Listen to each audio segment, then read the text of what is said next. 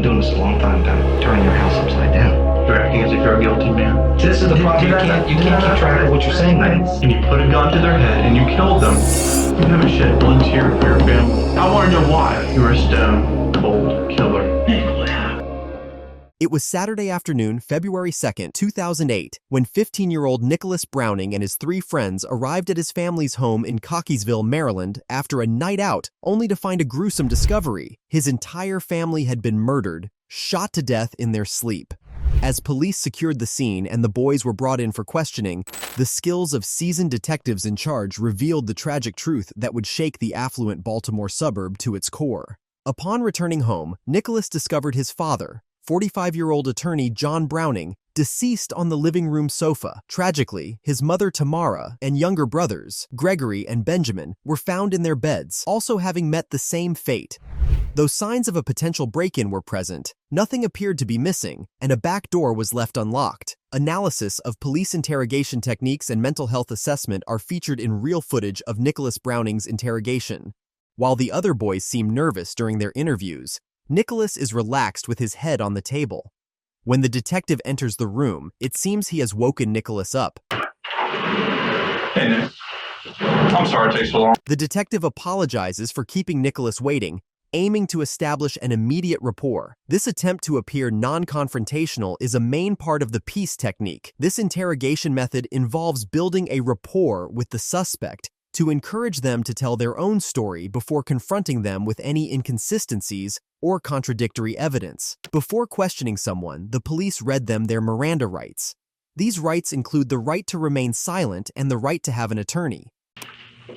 No offense to you. Everybody comes in here, I gotta read their rights too, so I gotta read your rights. The detective makes sure to tell Nicholas that it's just a normal procedure to read him his Miranda rights. This is part of a technique called peace, which aims to make the person feel more comfortable and less defensive. By letting Nicholas know that this is standard procedure, the detective hopes to make him feel less like he's being attacked. Doctor, so tell me what's happened the last day and a half. What was going on and last night? I guess you can start tomorrow, yesterday afternoon. The detective wants to start the questioning immediately so that Nicholas doesn't have time to think or ask for a lawyer. When the detective gets ready for a crucial question, he moves closer to Nicholas and tries to maintain eye contact.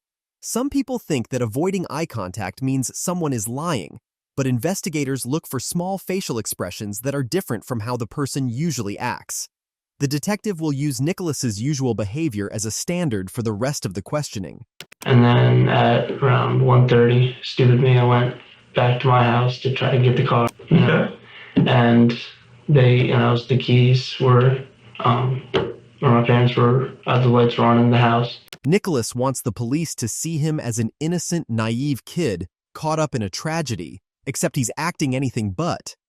His self-depreciation gives way to incongruent body language as he taps patterns on the table, possible signs of deception. And then we got him. And in the course of this, I've been calling my parents all day and they hadn't picked up, so. From the cell phone? So originally from Ryan's house phone and then my phone a bunch of times. Okay. These calls have caught the detective's attention. They could help find out where Nicholas is by looking at his cell phone records. Once we get these records, we can use them to confront Nicholas and get him to confess. So you guys get to back home. What happened then? Then I opened the garage door. I walk inside. How did you open the garage door? How do you do that? That's the code. Is there? Oh, okay. For the outdoor code, right? The keypad. Garage door opens or something. Okay. And so I walked inside. Which door? The door in the door into the garage. Kitchen. Into the kitchen. Okay, from the garage to the kitchen. That was loud, so I figured it would be loud, but it wasn't. So the detective uses the peace technique to ask Nicholas about the events. Nicholas mentions that the door from the garage to the house was unlocked, which he found unusual. He also suggests that a botched burglary is the likely reason behind the murders. The murder of John Browning was very violent, but his own son calmly remembers it straightforwardly. Since we don't know how Nicholas usually behaves, we can't be sure if this is typical for him or if it's something more disturbing.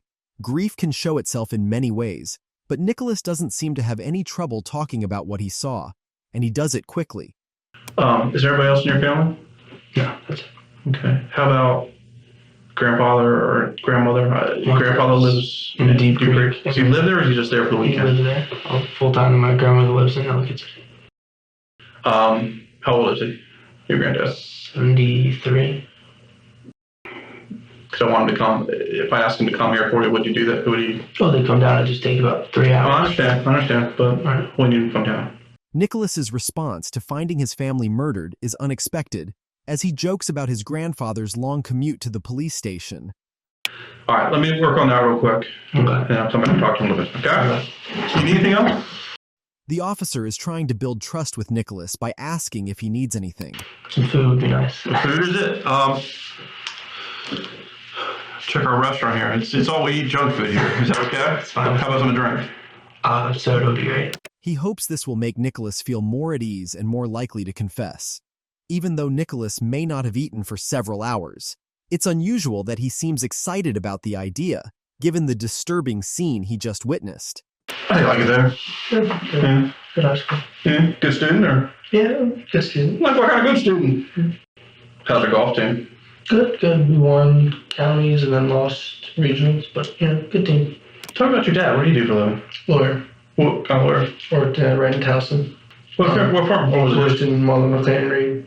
What do they do? What kind of law? He's a business lawyer. The detective is asking Nicholas to talk about his father to observe his reactions and look for signs of any aggressive emotions he may have towards him. Oh, mom. She had a property management sort of side business, more of a stay-at-home mom. Okay, that's cool. Cool. You get along with them okay? Yeah, great. Dad, I'm just trying to get to know. Right. By checking if Nicholas gets along with his parents, he can compare his answers with his friends and look for differences. Has Nick ever said anything about his parents abusing and mistreating him or anything like that? Nope. Got any enemies or anything? Enemies or problems problems at work? No, I don't think so. As the detective starts asking about anyone who might have had a problem with Nicholas's father, the interrogation gets more serious. It's a standard question in this situation, but it also gives them a chance to see how Nicholas reacts. He might start to think that he is being considered as a suspect. Nicholas says the back door is often left unlocked, And then the door's unlocked, which is weird because one of my parents locked the door. but the detective has testimony from the other boys saying the opposite. They tell him about a call Nicholas made to his brothers hours before the murders, which will be a key moment in the interrogation. Based on these statements about the unlocked basement door, the detective realizes that Nicholas has lied. I remember Nick told his little brothers how he was going to get in to keep the basement door unlocked. That's how he was going to get in the Did he keys. call his little brother? Or? Yeah, he called him. And that's how he's going to get in the house? Yes. The basement door? Yeah, the slider. No. Like where the pool table is, that kind of stuff? Yeah, that. Right, that's real important. I should remember that. That's cool. Thank you. Of course, the detective has already been informed by Nicholas's friends that he did indeed speak to his brothers that night. His confident response to the question could be an attempt to hide the truth. Nicholas's explanation of the time frame doesn't match what the other boys told the detective. While Nicholas says he left at 1:30, they claimed it was nearly an hour and a half earlier. He also says he didn't get close to his own home until 3 a.m. and got lost on the way. He may be intentionally trying to make it unclear when he did things that night, perhaps to make it seem like he was far away from the crimes. I noticed we're being told there's a gun locker in the house. In the basement. What kind of guns your dad have? 2 pistol, a 40 caliber, 9mm, a little, Do you know what kind they were? I mean, do you know guns at all? little Smith & Wesson, 2 both are Smith & Wesson. One was a gift from our uncle, who it's the pistol they use on the Boeing 747 things. Okay. So one of those, and then 30-06 rifle, a couple shotguns. You guys hunt at all or just? He hunts. I've hunted a couple times. More clay pigeons. We shoot those up at Deep Creek. Okay. So pistol-wise? 9mm, 40 caliber, Is it something? 38 special. So Is it a revolver? I mean, it's different. There's a revolver. It's probably like a 2-inch barrel, and then there's this World War II old pistol. Okay. It appears that Nicholas knows how to use his father's guns. When the detective questioned him about it, it became clear that Nicholas could potentially be the shooter. You said you had a good relationship with your dad. Was he hard on you at all or anything like that? Like most, I mean, we've had our issues, but Okay. When Nicholas heard, "Your friends told on you," he felt anxious. He realized that his friends were talking to the detective, and he worried about what they might be saying. Brian or someone told me that you called home and talked to Greg at one point last night. called him around I think I called him to walk around Spring Lake or Springdale. Did you talk to your brothers at all? No. Overnight? Okay. 9, 10. Okay. What did you tell them? Told him, don't leave the back door unlocked. Why'd you tell them to do that? I was gonna go into the house and grab the keys. Okay. I'm not trying to hit on you for driving a car. It's just... It was Nicholas confessed to speaking with his brothers the previous night, after initially denying it. The detective subtly informed Nicholas that he was aware of the conversation with his brothers. This served two purposes: letting Nicholas know that the detective had gathered information from his friends, and reassuring Nicholas so that he would be more forthcoming with further details. Where are my friends, by the way? Do they go home? Or? Parents come. We have to have parents come get them. It's it. You're it. Yep. All right, let me check. The detective informs Nicholas that his friends have all left the police station and been picked up by their parents. It serves as a gentle reminder that Nicholas is now alone because of his actions. However, the detective offers him a hot meal from a fast food restaurant instead of the vending machine snacks he was expecting. This makes Nicholas feel like the detective is his only friend and hints that he may not be in as much trouble as he thought. Nicholas relaxes as he puts his feet up on the chair. Despite the detective's good treatment, he might not feel completely at ease. Surprisingly calm during his family's murder investigation, Nicholas even wiggles his toes. Other boys were shocked during questioning, but Nicholas appeared tranquil. Nicholas is left alone in the interrogation room for 25 minutes. This is done to make the suspect feel isolated, which is a common method in the Reed technique. Hey, Nick, this is my partner. Hi, nice to meet you. Then the detective re-enters the room, this time with his partner. He leans aggressively towards Nicholas to challenge his story for the first time. Notice Nicholas leaning back with his arms folded in a protective stance. This is known as a defensive body posture, which acts as a protective mechanism and creates distance between Nicholas and what he sees as a threat. The detective moves in even closer and makes direct eye contact. I've been a cop a long time. I'm in homicide. Been here a while. Stuff's just not adding up for me right now with you, okay? Okay. Tell me why your dad was so pissed at you yesterday. Wasn't bad. All your friends are saying that your father was uncharacteristically dislivid with you yesterday. He uses a tactic that some might find controversial. The fact that Nicholas's father had been angry at him the day before was not mentioned by any of the other boys, so technically, this is a lie. However, it serves the purpose of making Nicholas believe that he will not be protected by his friends. He will have no choice but to confess. Well, I mean, I see what he wants to see the parents around me. But anyway, What now?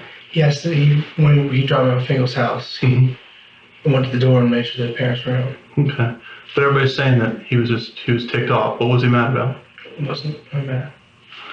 Is there a reason they would say that? What? Is there a reason that they would say something like that? He's not really nice though, I don't think. That's not. They said it was uncharacteristic for him. That usually when he does see them, he's always pleasant. That's why this particular moment stood out to them. Well, I mean, they didn't see him. There was one person, Brian Fingal saw them, so I'm not sure what they're basing their experience. I'm just telling what they're saying. They didn't see him except for Ryan. Okay. So you're saying he wasn't upset? No, and even if he was, they wouldn't have seen him. So Okay. it all would have come through me. So. All right. But Nick, things aren't adding up here. I don't understand some things that happened here tonight. I think you had something to do with what happened tonight. I think that you killed your family. As the detective accuses Nicholas of being a suspect, his response is not what you'd expect from an innocent person. Instead of denying it strongly, he remains quiet. He looks at his supposed new friend and protector with a confrontational attitude, and with an aggressive partner in the room, Nicholas seems to be struggling. And the more you lie, the deeper it's going to get for you. You're 15 years old. You really do still have a life ahead of you. But the more you lie, the deeper it gets for you.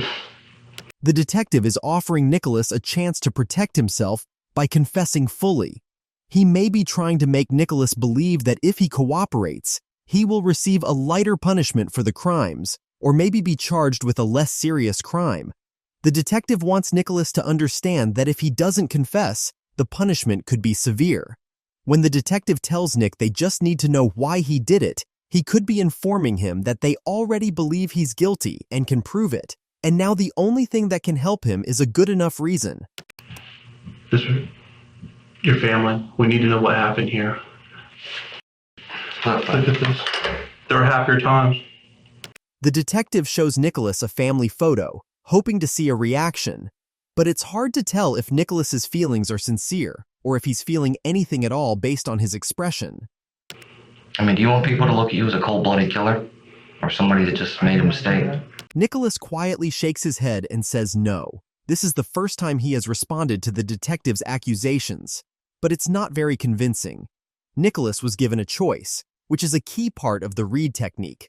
The first detective created an atmosphere to encourage Nicholas to confess, a core principle of the peace technique. Then, they confronted him with real and possibly fake evidence. Giving Nicholas two choices makes him feel like he's in control, but both lead to the confession the detectives want. Why did you call your father Adolf Hitler? He's strict. I mean, that's just a joke. My mom's called him Hitler before. What happened? Why? Explain to us why this would have There's happened. no reason for me to kill. I love them. They provide me with everything I want. But they were strict. The detective suggests that Nicholas may have been influenced by his strict parents when committing the crime. Although this doesn't justify his actions, it might be the incentive Nicholas needs to confess. Why do the rest of the family? It doesn't make any sense. It doesn't. There's no reason to. There's no reason to. Then why did you do it? Explain it to us. The detective gets visibly upset with Nicholas for the first time and raises his voice. This is surprising to the viewer, especially considering the detective's usually calm demeanor. It must have been even more surprising for Nicholas. We know that all the lights off were in the house. All the lights were off. There were no lights on in the house when you went there. But, I mean, See, all these little lies, all these untruths. all right. Maybe I talked wrong, but I mean, I know that light was on. Forget what I said, Okay, I understand. But, I mean, that light, I know that was on. As Nicholas is caught in another lie, it's hard to tell whether his laugh is genuine incredulity or if he's simply grasping at straws to prove his innocence. You haven't shed one tear for your family. You were totally unemotional about this. You walk into a house, your whole family's murdered. And you're just, I didn't do it. Why would I do it? I was in my friend's house. So crying would make you believe that? I think you're trying to convince yourself. You're doing a terrible job of convincing me. I have to convince you. Yeah, you do. Believe it or not, you do. Nicholas may seem unemotional during the interrogation, but it doesn't mean he isn't grieving. Grief can be expressed in different ways, and for Nicholas, it might manifest as a flat effect. Assuming that he feels nothing about his family's death, even if he is responsible, is more likely a tactic to get a confession rather than a true observation of his emotions. You've already made your mind. I couldn't. You did this. There's no doubt in my mind. No doubt in my mind. Afraid it is. Okay. Well, you know what? You're under arrest. Okay. 4 counts of first-degree murder. Sit down. Sit down. Okay.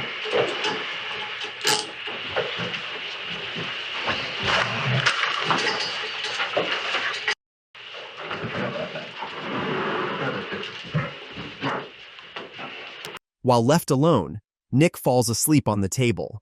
This might seem strange, but it's possible that now that he knows he's been caught, his adrenaline is crashing.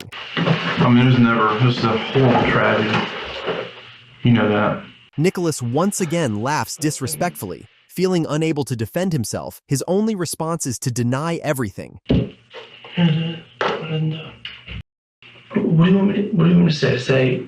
I want to know why. I want to know why. If there's a reason, I still go to jail. Nicholas said if he goes to jail. This means he probably knows it was him, and he will be found guilty if he keeps making mistakes. You know, I'm not a hard ass. I'm just trying to find out what happened here. And that you give me the option of, oh, well, you can feel better about yourself and still go to jail. Or I didn't do it. So far as what you told me, I really honestly think you have the key. The key means nothing. It seems like Nicholas is getting frustrated. He's feeling trapped because someone found a key under his bed. The key is causing a problem for him. Nicholas's father usually keeps his guns in a safe, and he's a responsible gun owner. But that night, the 9mm gun was out in the open on a workbench, so anyone could have accessed it. There's no reason for it. Why would I jeopardize? You put money into it. I have a very large, or had to have whatever, inheritance coming to me, regardless if there's insurance money involved or not. I don't know how much insurance money I have. That is coming to me. He has real estate on the side. I am set. I can fill out the rest of my life without that. There's no money reason. They're great to me. I love my family. We do, Nicholas thought he would get a lot of money when his dad died, so he might have killed his dad and the rest of the family to get the money. This is called a goal-driven murder, done to get something in the future. I know you don't believe it, but we see this every single day. I know the guilty by the way they act. Not even talking about the evidence. I'm just the way you're acting tonight. The jury won't. The jury will. The jury will see this. You don't. There's no lesser punishment you're offering. You're saying, come up with a reason, and maybe you're insane and you get to go to a mental hospital the rest of your life. I'm saying that there are explanations out there that can mitigate your life. What's going to happen to you? I don't know what your explanation is. There are reasons why people do things. There are heat of the moment. There are passion. And so what if it was passion? Well, it's still the same outcome. At this point, Nicholas has not mentioned the supposed real killers who are still at large. However, he is starting to ask for leniency because he knows that punishment is imminent. Unfortunately, Nicholas's narcissistic traits prevent him from realizing how bad this makes him look. There's no why. I didn't do it. But they don't hit me. They don't do anything. And that makes it worse for us. Because there's no explanation. You're getting charged with this tonight. There's no doubts about this. The detective claims that Nicholas is being charged with the crimes, but he might just be trying to get a confession. Nicholas seems to understand this, which is why he keeps saying that having a safe key and a flat effect isn't enough to charge him. The detective has Nicholas in a difficult position, and with him about to confess, goes in for the final blow. This ends when I leave. You're a good kid. I'm reaching this. I'm trying to get there. As the detective continues to pressure him, Nicholas nervously fidgets with his hair. Finally, with a relieved smile, he admits that he's getting there, meaning he's almost ready to confess. You see, this is the first time. The first genuine emotion I've seen all night is coming now. What happened? To act like a friend who they can tell anything, rather than the person sealing their fate. I can tell you didn't plan this. Is it because you're a father? Yeah, that was the straw. Yeah. But why? Was it physical? No, it's more sort of like a, excuse me. It's okay, man.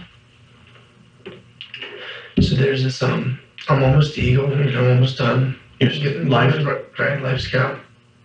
And then there's this leadership weekend, camp out, whatever thing, and, Where was it?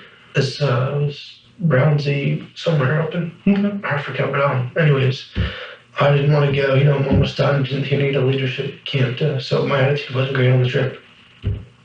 You got pissed? So he got pissed, and as we're coming home, he hits me, We can't know if Nicholas is telling the truth about his father's alleged physical abuse. But even if that were true... Was he beating on you too, mentally, or...? It was mentally, and, it was like, he got me a lot of times, and that was the... You're at life scale, You're at life scale, for God's sakes. It still doesn't explain why he would also kill his mother and brothers. The detective is supportive and takes Nicholas's side to get him to confess even more. He wants to know why the murders happened. Since Nicholas is finally starting to provide some information, the detective will keep encouraging him. By silently agreeing with Nicholas to draw him out, the detective is using persuasion and rationalization to justify the suspect's actions and provide moral excuses in order to encourage cooperation. And then Friday night, he was just mad. I don't even know why he was mad. And then I was giving directions on how to get around Fingal's house. And then he Lost it. blows out or something. It didn't hit me. He just gets really angry. And we didn't even get lost. He went 2 feet past a turn and just had to make a tight turn. Come back. And then you have to put the car in reverse. He got really angry. And then I went back to get the car. And I saw him sitting on the couch. The TV was on. And I knew the gun was out on the workshop bench. Nicholas confesses while hiding his face from the detective. It's possible that he finds it easier to share the details if he distances himself from his surroundings. What happened? I walked up. I sat there for a half hour. He was sleeping. Yeah, standing over him. And then I went between putting the gun up to his head and pulling it back down and up. Do you have a pillow up too, or? Yeah, just the gun. The gun was... I'm not sure if I meant to pull the trigger or if it Just went off? It just... Nicholas admitted to killing his father, claiming it was not premeditated, but rather a crime of opportunity. He even suggested that he did not mean to pull the trigger. However, it was later discovered that Nicholas was wearing gloves and carrying an extra clip of ammunition at the time. This is what I mean. There's a reason. There's always a reason. You don't want the world to think that you did it for no reason. However, that's the bit. Despite Nicholas's cold behavior, his acknowledgement of how badly he's messed up shows that he has some understanding of right and wrong. While most sociopaths typically have a distorted sense of morality, Nicholas at least recognizes that his actions were inappropriate. So what happens now? Well, we need to contact your grandfather. So we're just waiting as soon as they know. What do you want us to tell your grandfather? Or your aunt? I don't even know what I would say. Now that the detective has the confession and knows where to find the murder weapon, it's time to put Nicholas in the county jail and contact his family, or what he has left of it. As Nicholas is dressed in a jumpsuit and prepared for booking, he puts his feet up on the chair. He now knows he's officially been caught. He can finally relax. Nicholas Browning admitted to 4 murders and may be eligible for parole. During his sentencing, Nicholas was too emotional to read his apology statement. "I so badly want to take away your pain," it read in part. But just 2 days ago, his tone was a bit different when he talked to a friend from jail on the phone. "I hate justice," he said. "You need to break in here and break me out." Nicholas Browning has been given 4 life sentences. He may be considered for parole in 2031. In Maryland, the governor needs to approve parole for someone serving a life sentence. This hasn't happened in the state since 1994.